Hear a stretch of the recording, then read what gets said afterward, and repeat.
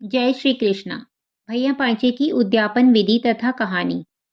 श्रावण मास की कृष्ण पक्ष की पंचमी को भैया पांचे मनाई जाती है। इस दिन प्रातःकाल सिर धोकर स्नान करते हैं और एक थाली में पहले दिन रात को भीगे हुए चने, मोठ, पैसे, हल्दी, कच्चा दूध मिलाकर पानी भरा हुआ लोटा लेकर कीकर के पेड़ पर जाते हैं और एक टहनी पर जल चढ़ाकर हल्दी से टीका करते हैं और सबके माथे पर हल्दी से टीका लगाते हैं।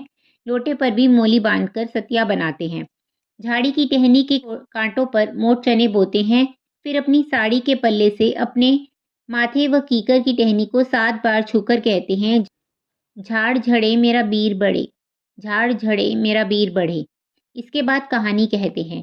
कहानी कहते सुनते समय हाथ में मोट चने लेकर छीलते रहते हैं।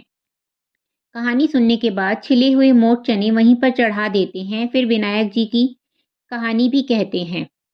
कहानी कहने सुनने के बाद पानी सूरज को देते हैं और थोड़ा सा पानी बचा कर रखते हैं। घर के अंदर आने से पहले दरवाजे के दोनों कोरों पर जल चढ़ाकर हल्दी से सतिया बनाते हैं। घर आकर एक अलग लोटे में पानी लेकर मोट चने, फल, मिठाई, रुपए एक थाली में रखकर बायना निकालते हैं। यह बायना सास, जिठानी, ननद को पांव छूकर देते हैं। यह पूजा बिन ब्याही लड़कियां भी करती हैं और छोटी बहनों को बायना देती हैं।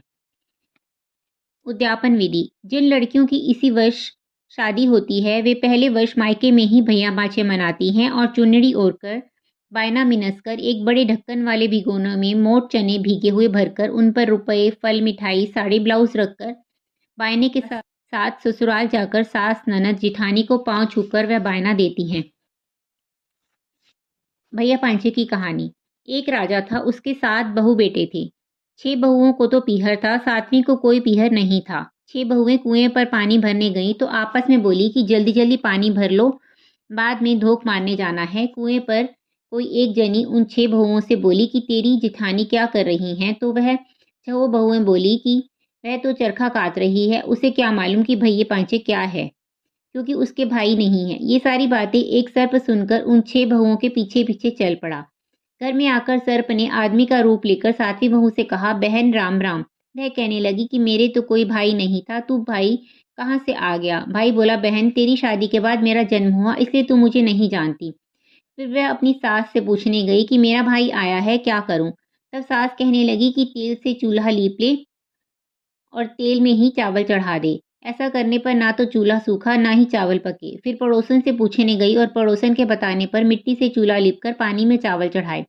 दाल चावल बनाकर घी बूरा मिलाकर उसने अपने भाई को जिमाया। जीमने के बाद भाई बोला, बहन मैं तुझे घर ले जाने आया हूँ। बहन को साथ लेकर जब भाई जंगल में जाकर बहन से बोला कि अब मैं सर्प बनूंगा, तुम डरना नहीं। मेरी पूंछ पकड़कर बांबी के अंदर मेरे पीछे पीछे आ जा। बांबी में पहुंचने के बाद भाई बहन बोलने लगे, हमारी बहन आई है। भाभी बोली, हमारी ननद आई है। भतीजे बोले, हमारी बुआ आई है।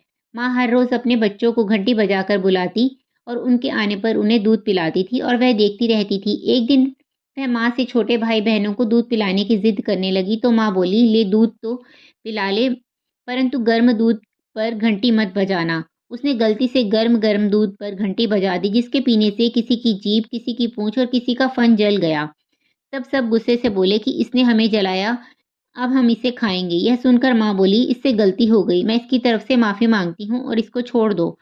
उसकी भाभी के लड़का हुआ तो भाभी बोली, मांगो ननद, तुम्हें क्या चाहिए? ननद के मांगने पर भाभी ने अपना 9 का हार ननद को दे दिया और कहा कि अगर तुम यह पहनोगी तो हार ही रहेगा, यदि कोई और पहनेगा तो उसके गले में सर्प बन जाएगा। राजा का लड़का उसे लेने आया तो उसने भगवान से प्रार्थना की कि हे भगवान, उस भाभी की जगह महल चौबारे बना दो। जब उन्हें वहां रहते रहते 2.5 दिन हो गए तो राजा का लड़का पत्नी को लेकर जाने के लिए बोला। विदा करते समय उन्होंने उसे बहुत दास दासी, हाथी घोड़े, धन दौलत देकर विदा किया, परंतु जाते समय राजा का लड़का अपनी धोती भूल गया और रास्ते में याद आने पर लड़का पत्नी से बोला कि मैं अपनी धोती वापस लेकर आता हूँ। तब पत्नी बोली कि उन्होंने हमें इतना सब कुछ विदाई में दे दिया है, फिर भी तुम अपनी पुरानी धोती लेने जाओगे तो मेरी भाभियाँ क्या कहेंगी? उसने कहा कि ऐसा नहीं होता कि नई मिल जाने पर पुरानी छोड़ देनी चाहिए, और मैं तो अपनी पुरानी धोती ज़रूर ही लेकर आऊँगा।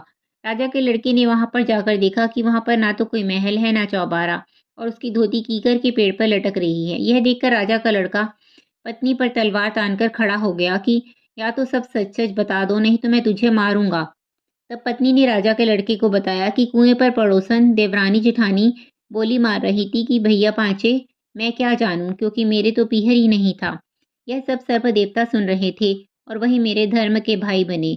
आपके आने की खबर सुनकर मैंने तो भगवान से सिर्फ 2.5 दिन का पीहर मांगा था। घर आने के बहुत दिनों बाद बहू के लड़का हुआ तो उसकी ननद भी बहू के पूछने पर बोली कि मैं तो वही नौलखा हार लूंगी जो तुम अपने पीहर से लाई हो। तब बहू बोली कि तुम और कुछ भी मांग लो, मैं सब दे दूंगी, या मेरे 2.5 दिन के मांगे पीहर का हार है, अगर मैं यह पहनूंगी तो सोने का रहेगा, कोई और पहनेगा तो सर्प बन जाएगा। तब ननद बोली कि मैं लूंगी तो यही हार, नहीं तो कुछ नहीं लूंगी। तब बहू ने हार ननद को दे दिया। जब ननद हार पहनने लगी तो वह सर्प बन गया। यह देखकर बहू बोली कि मैंने तो तुम्हें पहले ही बता दिया था कि यह मेरे 2.5 दिन के मांगे पीहर का हार है। और ननद को पूरी आप बीती बताई कि किस तरह यह हार मुझे मिला और कैसे मेरा 2.5 दिन का मांगा पीहर था। यह सब सुनकर तब ननद बहू से बोली कि भाभी, क्या सच में ही भैया पांचे में इतना सत्य है, विश्वास नहीं होता। तब बहू के ससुर राजा ने नगर में ढिंडोरा पिटवा दिया कि लगते श्रावण की पंचमी को सब कोई भैया पांचे करना, चने मोट भिगोना, कीकर के झाड़ में पिरोएं और चने मोट से धोख मारकर इन्हीं का बायना मिनसे। कहते सुनते सबकी मन्नतें पूरी करना, फिर विनायक जी बाबा की कहानी भी कहें और सुने, जैसी उनको आई सबको आए। विनायक जी की कहानी। एक छोटा सा लड़का अपने घर से लड़कर निकल गया और बोला कि आज तो मैं विनायक जी से मिलकर ही घर आऊंगा।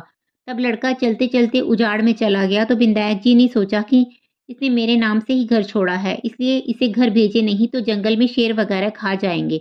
फिर विनायक जी बूढ़े ब्राह्मण का वेश धारण कर आए और बोले कि तू कहाँ जा रहा है। तब वह बोला कि मैं विनायक जी से मिलने जा रहा हूँ। तब वह बोले कि मैं ही विनायक जी महाराज हूँ, मांग तू क्या मांगता है, परंतु एक बार ही मांगना। वह लड़का बोला कि क्या मांगू, अन्न हो, धन हो, हाथी की सवारी हो, महल बैठी स्त्री ऐसी हो जैसे गुलाब का फूल। तो विनायक जी बोले कि लड़के, तूने तो सब कुछ मांग लिया, जा तेरा सब कुछ ऐसा ही हो जाएगा। फिर वह लड़का घर आया तो देखा कि एक छोटी सी बहू चौकी पर बैठी है और घर में बहुत सा धन हो गया। तब वह लड़का अपनी माँ से बोला कि देख माँ, कितना धन लाया हूँ, विनायक जी से मांग के लाया हूँ। हे विनायक जी महाराज, जैसा उस लड़के को धन दिया वैसा सबको देना, कहते सुनते हमारे सारे परिवार को देना। जय श्री कृष्ण।